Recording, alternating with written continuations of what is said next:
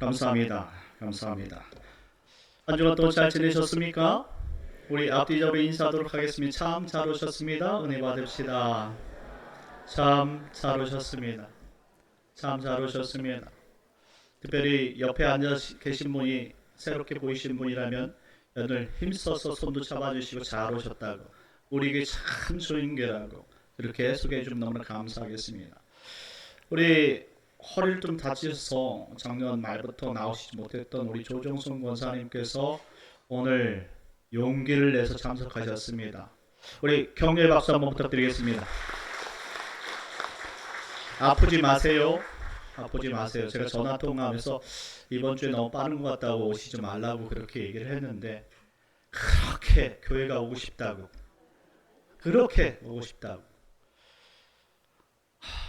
오늘 식사하시다가 나가실 때 이 신발 조심하십시오. 여러분들 절대. 그래서 우리 권사님 왜 신발을 안에서 신도록 그렇게 배려를 했으니까 잘 부축 좀 해주시고, 그리고 여러분들이 젊으신 분들이 내려가시는 분들이 좀 이렇게 다리가 흔들 위험해 보이면 좀 옆에서 이 팔짱 좀 껴주시고 또 부축도 해주시면 감사할 것 같습니다.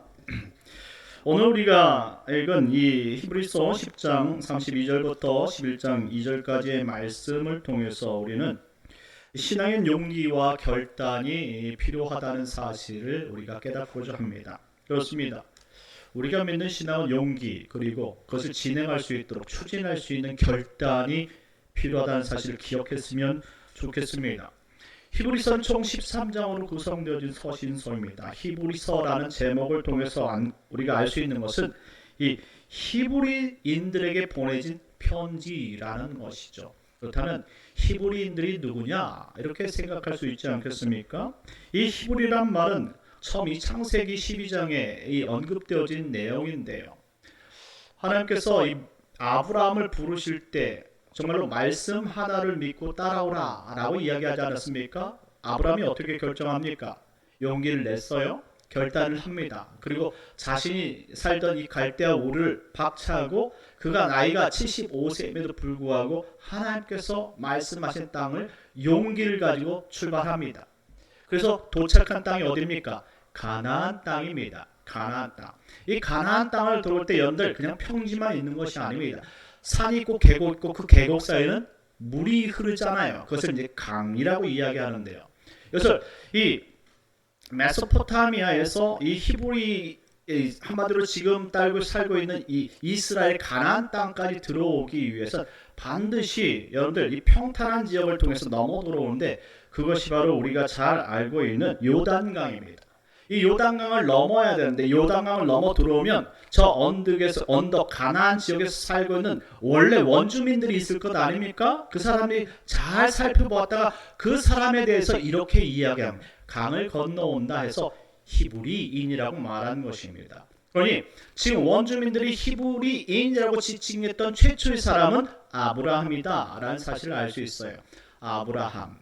그러면 이 아브라함의 후예들을 위해서 기록되어진 서신서가 바로 히브리서라는 것이죠. 그런데 역사를 살펴볼 때 이 아브라함의 후손들을 히브리인이라고 부르면서 그들을 히브리인이라고 부르는 것이 아니라 유대인이라고 표기한다는 사실이죠. 지금도 이스라엘 사람을 유대인이라고 말합니다. 히브리인이라고 부르지 않아요. 그렇다면 유대인은 뭐고 히브리인은 뭘까? 히브리인은 우리가 강을 건너온 사람, 이 아브라함을 기준점으로 해서 이야기한 것을 우리가 안다면, 그러면 유대인은 누구인가? 이 유대인은 어떤 그 역사가 있습니까? 바로 이 하나님께서 이 남유다를 심판해 가지고 바벨론 70년 포로 생활을 할 때에 끌려가서 바벨론에서 많은 민족들이 포로 잡혀서 왔을 때 구별하게 이름 지은 그 이름의 명명이 바로 유대인이에요. 그때 먼저 끌려온 북이스라엘 사람들이 있었죠. 이 사람들은 사마리아인이라고 불렀던 것입니다. 그러니 북이스라엘 사람들은 사마리아인, 그리고 남유다 사람들은 유대인이라고 불렀던 거예요.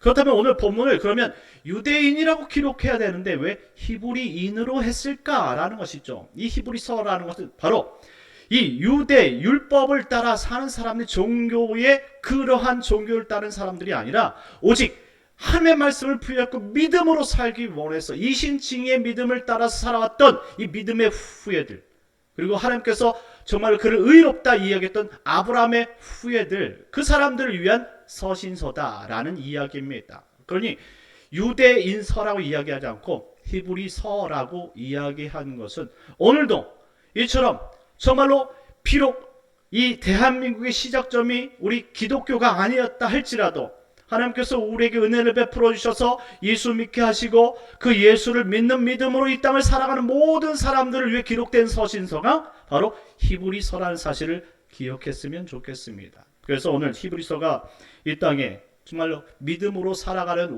모든 성도들에게 있어서 귀중한 말씀인 것을 기억해야 합니다.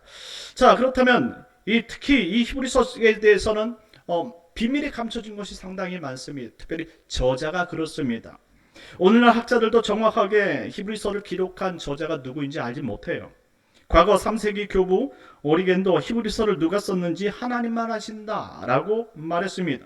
그리고 16세기 종교 개혁자들도 바울 저작의 의문을 제기했어요. 그래서 많은 사람들이 우리 초대에서 우리 기독교 신앙 가운데 이 히브리서는 문체를 보아서 바울이 기록했을 것이다 라고 주류를 이뤘다면 이것이 성경 연구가 발전하면서 아니다라는 사실로 다시 한번 번복이 되는 거예요. 그래서 칼빈은 16세기 때 이렇게 자신의 주석에 이렇게 언급하고 있죠. 본서의 저자가 바울이 아니면 의심할 여지가 없다라고 결정냈어요. 그렇다면 우리가 이 칼빈 신학을 따르고 표방하는 우리가 그렇다면 이 히브리서를 바울이 저작했다라고 말할 필요가 없다라는. 그렇다면 누가 기록했는가? 우리는 알 수 없는 거예요. 저자를 아는 것도 중요하겠지만 이 저자를 알지 못한다 할지라도 하나님께서 우리에게 이 히브리서를 손에 들려주셨다는 그 목적이 중요하다라는 것이죠. 그럼 그 목적이 무엇이냐? 그 당시에도 상당히 이 종교적인 삶을 통해서 예수 믿는 것이 평탄치 않았죠. 유대인들이 사는 곳에 기독교인들이 산다고 생각해 보세요. 평탄치 않았다는 말이에요. 그래서 배교가 많았고 힘들었어요. 고통을 많이 받고 고난을 당했습니다. 이렇게 어려운 상황 속에서 예수님을 굳굳하게 믿고 살아가는 이 믿음의 성도들을 격려하기 위해서 기록된 서신서가 히브리서다라는 거예요. 그러니 지금 21세기 살아가는 우리들에게 정말 예수 믿고 살아가는 힘들어, 어려워 라고 고백하는 사람들에게 힘과 용기를 주시는 말씀이 히브리서임을 믿으시기 바랍니다. 여러분들이 잘 새겨 들으면 우리 인생에서 지금처럼 신앙의 격동기, 환란기, 혹한기를 살고 있는 우리에게 귀한 정말로 기준점이 될 수 있는 말씀이 히브리서라는 거예요. 그러니 지금도 시대의 어려움 속에서 여전히 예수를 믿고 따르며 어려움을 겪는 성도들에겐 이 말씀이 필요하다라는 것이죠. 히브리서 저자는 10장 1절 말씀에 이렇게 이야기합니다. 율법은 장차올 좋은 일의 그림자다 라고 말합니다. 율법은 장차올 좋은 일의 그림자.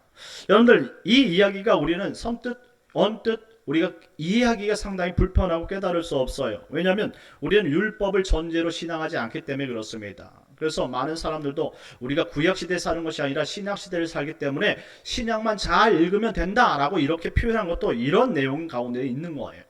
자, 우리가 율법, 구약을 우리 삶 가운데 지켜오지 않았기 때문에 우리는 잘 이해할 수는 없지만 이 구약을 전제로 하는 사람들에게 있어서는 이 율법이 장차올 좋은 일의 그림자라는 말에 대해서는 막 이 귀가 커질 수밖에 없는 거예요. 아?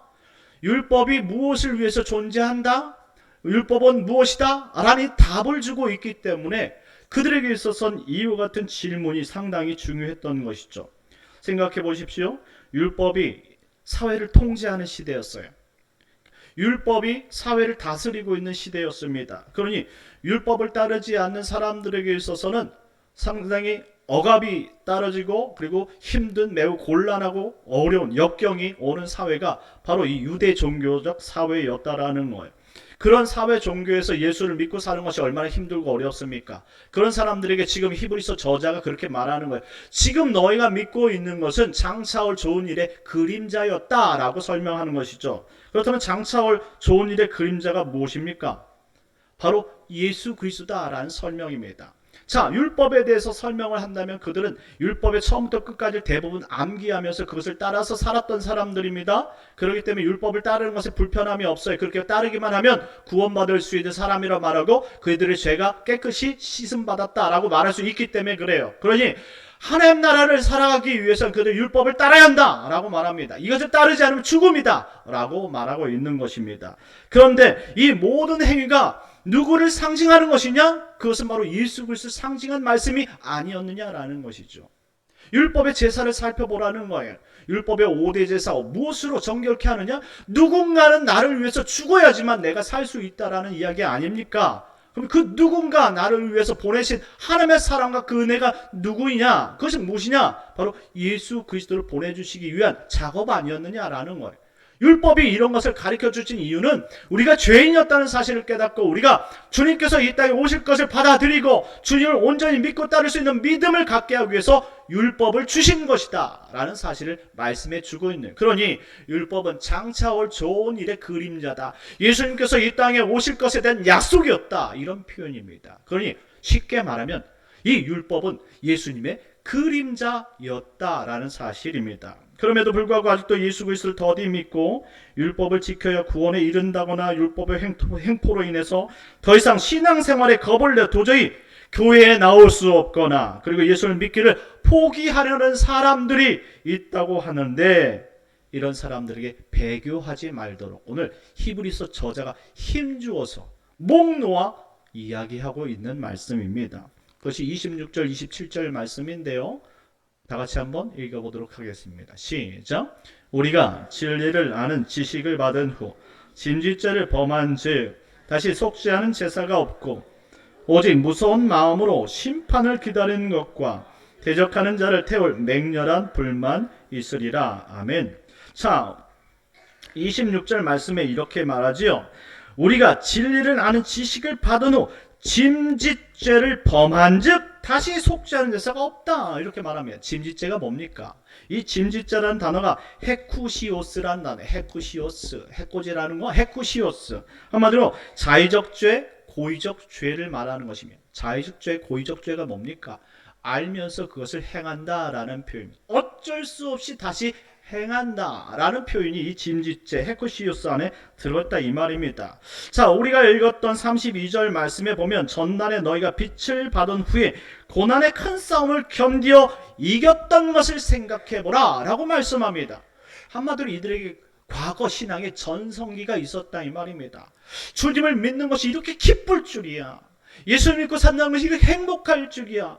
너무나 행복해서 새벽 기도부터 시작해서 여러분들 수요 예배, 금요 기도를 빠지지 않고 주일 1부 예배, 2부 예배, 오후 예배까지 참석했던 그때가 있었다 이 말입니다.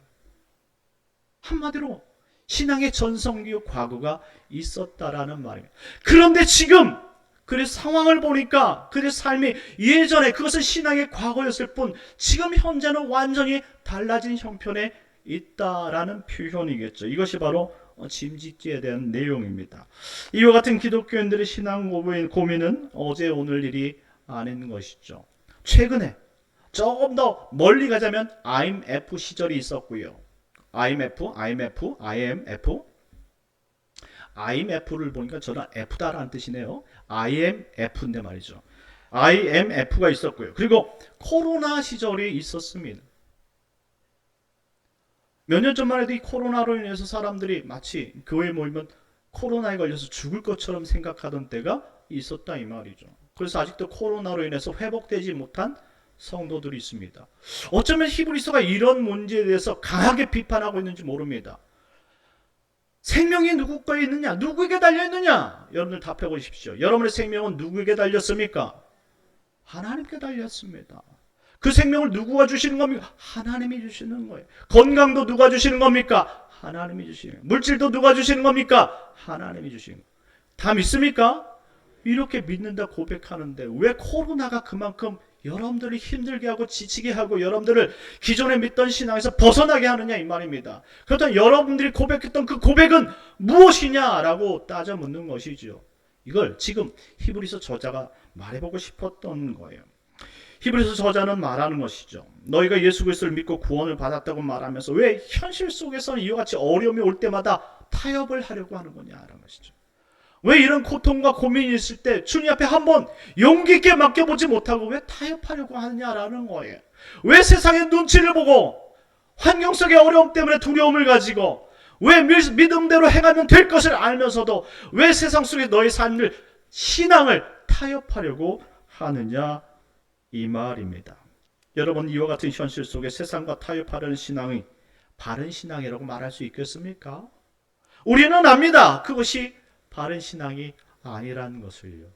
그런데 왜 우리 다시 두려움이 오거나 어려움이 찾아오면 옛 과거로 돌아가려고 하느냐라는 것입니다. 이것이 짐짓죄 아니냔 말입니다. 그래서 히브리서 저자는 단호하게 말씀하는 것이죠. 그런 사람들에게 맹렬한 불만이 있을 것이다. 얼마나 강력한 권고입니까? 책망입니다. 불만 있다는 것이 무엇입니까? 심판만 있다라는 것입니다. 히브리서 저자는 그런 사람들을 용서해주는 법은 없다라고 말합니다. 그렇다면 어쩌란 말입니까? 돌이키라는 거예요. 문제 앞에서 단호해져라 말씀합니다. 우리가 믿는 예수 그리스도가 우리의 인생을 이끄는 진리요 길이고 하나님께로 유일하게 인도하시는 천국의 유일한 방법이라면 주님 붙잡으라는 말씀입니다. 사랑하는 성도 여러분, 오늘도 신앙과 그리고 삶의 형편 때문에 고민하시다가 지금 이 자리에 나오신 성도님들 있지 않습니까? 저는 그런 분들이 참 많다고 생각합니다. 왜 걱정이 안 됩니까? 여러분 자영업 하시는 분들, 여러분들 주일날 이거 문 열고 닫는 건 너무나 갈등되는 일이에요. 맞잖아요. 조금이라도 더 팔면은 내일을 살아갈 수 있잖아요. 그리고 주일이 세상 사람들에게 있어서는 대목이잖아요. 그럼 이 날을 놓치면 자기는 벌 수 있는 날이 그만큼 줄어드는 것이죠. 여러분들 주말에 버는 장사가 여러분들 주중에 버는 장사의 3분의 1을 대신한다고 친다면 포기할 수 없지요. 이것이 우리의 직접적인 신앙의 고민들이라는 말씀입니다. 그런데 오늘 히브리서 저자는 뭐라고 얘기합니까? 단호해져라 라고 말씀합니다. 그러니 우리가 신앙 앞에서 우리가 물질과 환경과 이 건강의 여러 가지 어려움이 현실적으로 다가올 때 어떻게 해야 되느냐 말입니다. 사도 바울도 고린도 교회 이와 같은 이야기를 언급한 적이 있어요. 고린도후서 13장 5절 말씀인데요. 우리 다 같이 한번 읽어보도록 하겠습니다. 시작. 너희는 믿음 안에 있는가? 너희 자신을 시험하고 너희 자신을 확증하라. 예수 그리스도께서 너희 안에 계신 줄을 너희 스스로 알지 못하느냐? 그렇지 않으면 너희가 버림받은 자니라. 아멘. 너희 자신을 시험하고 너희 자신을 확증하라 라고 말씀합니다. 이 확증하다 라는 단어가 도키마조인데요. 이것이 시험하다 라는 단어를 가지고 있고 또 조사하다 라는 의미를 가지고 있습니다. 이는 자신이 믿고 있는 믿음이 정말 예수님께 속해 있는지, 내가 진짜 예수님을 믿는 사람인지 한번 속을 한번 파보라는 것입니다. 질문 한번 정확히 좀 진지하게 한번 해보라는 말씀입니다. 지금 히브리서 저자가 과거 사도 바울의 답답한 심정과 이 동일한 선상에서 이와 같은 질문을 던지고 있다는 말이지요. 여러분들에게 진지하게 한번 물어보고 싶습니다. 여러분들은 구원 받았습니까? 그 구원을 깨닫게 해주시고 여러분의 구원을 주신 분은 여러분 스스로가 아니라 하나님이신 줄 믿으시기 바랍니다. 하나님께서 우리에게 성령을 통해서 믿게 하셨어요. 그리고 결단하게 하시고 그 믿음대로 살 수 있도록 성령께서 믿음을 우리에게 계속적으로 요구하시고 따라오라 말씀하십니다. 그런데 이제 우리가 그런 은혜를 받고 그런 과분한 선물을 받았음에도 불구하고 우리가 마치 이제 없던 일처럼 하자고 이야기한다면 그것이 없던 일이 되겠느냐라는 것이죠. 그래서 히브리서 저자는 그렇게 얘기하는 것입니다. 우리의 어그러진 신앙을 다시 한번 돌이켜보라는 것이죠. 진짜 하나님이 살아계신 분이라면, 진짜 성령 하나님이 내 안에 들어오셔서 나와 함께 하신다는 사실을 믿어진다면 우리는 무엇인가 하나님 앞에 용기와 결단을 가지고 다시 한번 살아내야 하지 않는가 말인 것이죠. 그래서 사도 바울은 예수 그리스도께서 너희 안에 계신 줄 너희가 스스로 알지 못하냐? 그렇다면 버리운 자가 되는 것 아니냐라고 우리에게 묻고 있는 것입니다. 이제 그렇다면 이제 우리 스스로가 구원을 받은 자요, 우리 안에 성령께서 함께 하셔서 내가 구원받았다는 사실이고 나의 구주가 예수님이라는 사실을 믿겨지게 하셨다면 그렇다면 우리는 어떤 삶을 택해야 되느냐라는 답을 물어보지 않겠느냐라는 것이죠. 그렇다면 우리는 어떻게 살아야 합니까? 그래서 믿음을 가지고 용기를 내어서 결단하는 신앙이 필요한 것입니다. 사랑하는 성도 여러분, 신앙에는 용기가 필요하고 그 용기를 이겨내려면 여러분들 결단이 필요한 것입니다. 여러분들이 지금 가정에서 여러분들 용기를 내어서 결단하고 이 자리에 참석해서 예배 드리는 것처럼 세상 속에서도 여러분들 똑같이 여전히 여러분들이 그리스도이냐라고 성령 하나님은 물어보실 겁니다. 그렇다면 우리도 결단하고 용기를 내어서 대답해야죠. 맞습니다, 주님. 내가 주님을 따르는 사람입니다. 내가 예수님을 믿는 성도입니다. 라고 내 스스로 고백하고, 그렇다면 성령 하나님께서 그럼 너는 나를 따라야 되지 않겠느냐라고 묻는다면, 예 주님 따라야 합니다. 따르겠습니다. 라고 우리는 답해야 되는 줄 믿으시기 바랍니다. 여러분들, 이 우리가 받은 구원에는 구속과 속전이라는 개념이 담겨 있습니다. 구속과 속전. 구속은 무엇이냐? 하나님께서 나를 구원해 주셨다라는 거예요. 하나님의 일방적인 사랑과 그 은혜가 담겨져 있는 이야기죠. 속전은 뭡니까? 지불했다라는 의미입니다. 무엇을 지불했습니까? 내가 세상 속에 세상의 대가로, 죄로 대가로 내서 지옥에 가야 될 사탄 마귀의 자식들이었는데, 이 사탄 마귀의 자식들을 꺼내오기 위해서 사망에게 무엇인가 집어 던져준 게 있다 이 말입니다. 속전인데 무엇입니까? 예수님의 생명이라는 것이죠. 예수님께서 생명을 세상에 내어줌으로 그것을 받은 자는 구원에 이르게 되었다는 사실을 오늘 우리에게 말씀해주고 있는 거예요. 그러니 우리가 예수님을 믿는 것은 하나님께서 세상에게 지불해준 그 생명값을 우리가 받았다라는 사실을 인정하는 겁니다. 한마디로 우리가 주님의 생명을 받았습니다. 이 말은 주님이 나를 위해 십자가에서 자신의 생명을 던져준 것을 내가 보았습니다. 믿었습니다. 고백하는 신앙의 고백인 줄 믿으시기 바랍니다. 그러니 공짜로 받은 것이 아니에요. 여러분들이 받은 구원은 공짜가 아닙니다. 여러분 뭐 아무것도 지불한 것이 없으니까 하나님의 은혜적 차원에서 여러분들 공짜라고 생각이 들겠지만, 이제 여러분들이 받은 구원은 이제 앞으로 여러분들이 구원을 이루어야 될 신앙의 책임과 의무가 있다는 사실을 기억했으면 좋겠습니다. 이걸 고백한 거예요. 여러분들이 예수를 믿고 따르겠습니다. 여러분들이 나는 예수님의 종입니다. 나는 구원받은 하나님의 백성입니다. 나는 그리스도인입니다. 라고 고백한 이 모든 고백에는 주님께서 나를 사셨습니다. 그러니 나는 주님의 것입니다. 그러니 주님의 뜻대로 살겠습니다. 라는 고백이 안에 담겨 있다라는 말씀입니다. 그러니 단지 교회만 나온 것으로 만족하지 마십시오. 교회만 나온 것은 종교인이에요. 세상의 모든 종교인은 다 입으로 하고 머리로 행하지요. 입으로 하고 머리로 행한 소용이 없어요. 하나님이 원하시는 것은 마음으로 행하는 것입니다. 마음으로 행하고 몸으로 행할 때 비로소 여러분들의 구원이 정말로 두렵고 떨림으로 이루어 간다는 사실을 기억했으면 좋겠습니다. 자, 그러니 여러분들 종교인으로 사지 마십시오. 신앙인으로, 정말로 그리스도인으로 살기를 예수님의 이름으로 축원합니다. 이제 예수님을 만난 성도라면 이제 불편하지만 이제 신앙의 책임과 의무를 다할 우리 의무가 존재한다는 사실을 기억해야 합니다. 28절 29절 말씀인데요. 다 같이 읽겠습니다. 28절 29절 시작. 모세의 법을 폐한 자도 두세 증인으로 말미암아 불쌍히 여김을 받지 못하고 죽었거든. 하물며 하나님이 아들을 짓밟고 자식을 거룩하게 한 언약의 피를 부정한 것으로 여기고 은혜의 성령을 욕되게 하는 자가 당연히 받을 형벌은 얼마나 더 무겁겠느냐 너희는 생각하라. 아멘.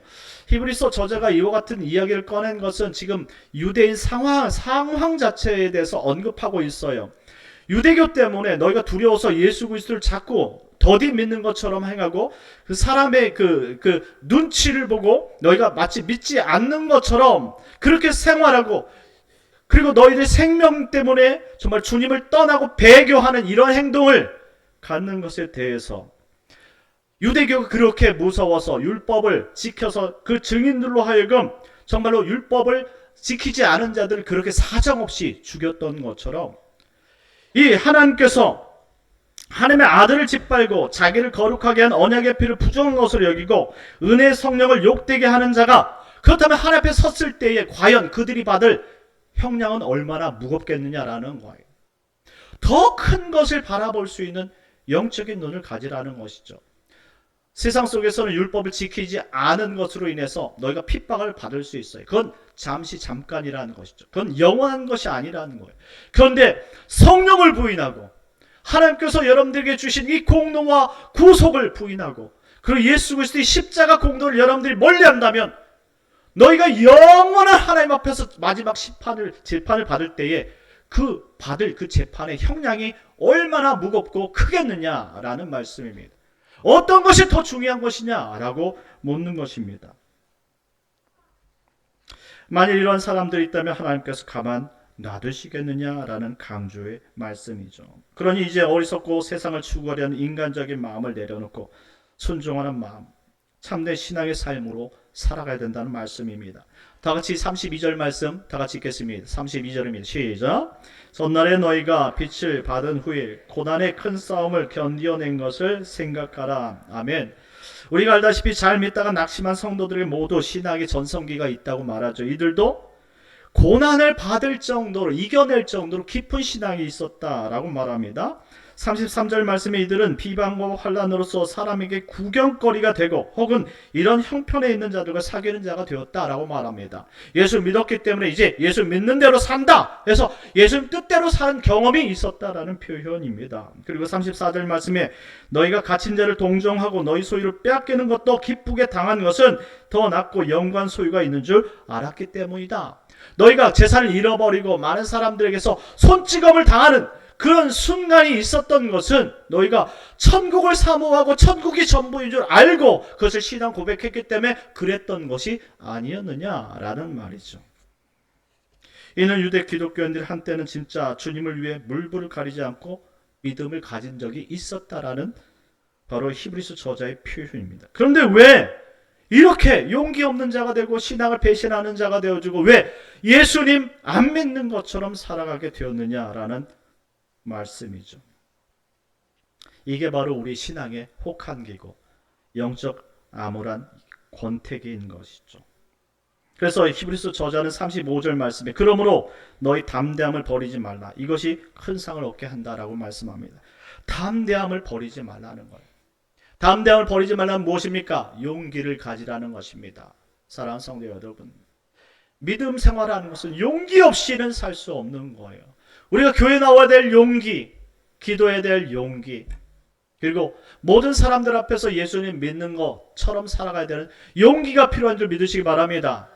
그러니 우리 옆 사람에게 우리 힘내서 정말로 우리가 다 같이 살아가는 이런 정말 말세에 정말 신앙생활에 지키기가 힘든 이때에 우리가 서로가 더 권면하고 모이기를 피하는 어떤 사람들의 습관과 같이 하지 말고 서로 사랑과 선행을 격려하고 그리고 아름다운 덕담을 나누면서 그들과 함께 신앙생활에 될 우리 필요성이 있지 않느냐라는 것입니다. 그런 차원에서 우리 옆 사람과 한번 인사를 그렇게 격려를 했으면 좋겠습니다. 용기 내서 신앙생활 합시다. 용기 내서 신앙생활 하시길 바라겠습니다. 사랑하는 성도 여러분, 히브리서 저자의 마지막 말씀을 새겨들을 필요가 있습니다. 히브리서 11장 1절과 2절 말씀인데 다 같이 읽겠습니다. 시작. 믿음은 바라는 것들의 실상이요 보이지 않는 것들의 증거니 선지인들이 이로써 증거를 얻었느니라. 아멘. 지금 우리가 걷고 있는 이 신앙의 길은 우리만 걸었던 길이 아니라는 표현이에요. 한마디로 이 히브리서 11장 1절 2절 말씀은 우리가 그냥 아무거나 구하면 응답받는다라는 그 표현이 아닙니다. 그런 내용은 전혀 없어요. 이 안에는요. 단지 우리가 걷고 있는 이 신앙의 길은 우리만 걸었던 길이 아니고 정말 많은 사람들이 이렇게 예수님의 십자가를 짊어지면서 힘겹게 어렵게 걸어왔던 길을 다 신앙인들이 보여줬다 이 말입니다. 이처럼 주님이 우리 주인 되신 분들은 힘들게 자신의 믿음의 용기와 결단을 통해서 싸워서 이겨 결국 승리의 면류관을 얻었기 때문에 하나님께서 이것을 통해서 영광을 받으신 것이 아니냐는 말씀입니다. 그렇다면 이제 그 길을 우리 누가 걸어야 된다는 말씀입니까? 오늘 21세기 2024년도를 살아가는 우리가 믿음의 용기를 가지고 결단하면서 걸을 때에 의미가 있다는 말씀을 히브리서 저자가 해주고 있다는 말입니다. 여러분들 삶에 아직도 남은 고난이 있습니다. 아직도 남은 어려움이 있습니다. 이것은 여러분들이 영원한 천국에 들어가기 위해서 여러분들이 정말 가져야 될 그 면류관의 무게라는 사실을 기억했으면 좋겠습니다. 여러분들이 견뎌내야 될 면류관의 무게, 여러분들이 지켜야 될 생명의 면류관의 무게라는 거예요. 이것을 지키고 이것을 다 이루었을 때 여러분들에게 주어질 그 위대한 면류관의 무게, 그 왕관의 영광은 이 세상 그 어떤 것보다 비교할 수 없을 만큼 귀한 것임을 믿으시기 바랍니다. 영원한 상급을 바라보십시오. 저 미래에 하나님께서 우리에게 베풀으실 영원한 하나님 나라를 바라볼 때 우리 신앙이 더욱 값지고 우리 신앙이 더욱더 위대해지는 것입니다. 이것을 잃어버리면 현실에 안주하고 현실에 만족해야겠지만 이제 영원의 하나님 나라를 우리가 마음속에 새기고 그것을 목적하는 모든 신앙인들이라면 이제 중요한 것이 우선순위가 무엇인지를 알게 되는 것입니다. 그러니 사랑하는 성도 여러분, 다 왔습니다. 이제 곧 우리 인생은 다 끝나는 거예요. 여러분들 사는 90년이고 100년입니다. 여러분들 더 살아갈 수 있는 사람이 어디 있습니까? 그리고 영원한 생명이 펼쳐지는 것이죠. 다 왔습니다. 힘을 내서 주님을 따라가십시오. 그리고 주님께서 원하시는 기쁨으로 마지막까지 영광을 돌리며 정말로 용기와 결단으로 말미암아 정말 하나님의 놀라운 위대하심을 나타낼 수 있는 귀한 성도님들의 삶이 되시길 예수님의 이름으로 축원합니다. 우리 다 같이 기도하겠습니다. 하나님, 한 주간도 하나님 믿음으로 살게 하여 주옵소서. 우리 선지자들이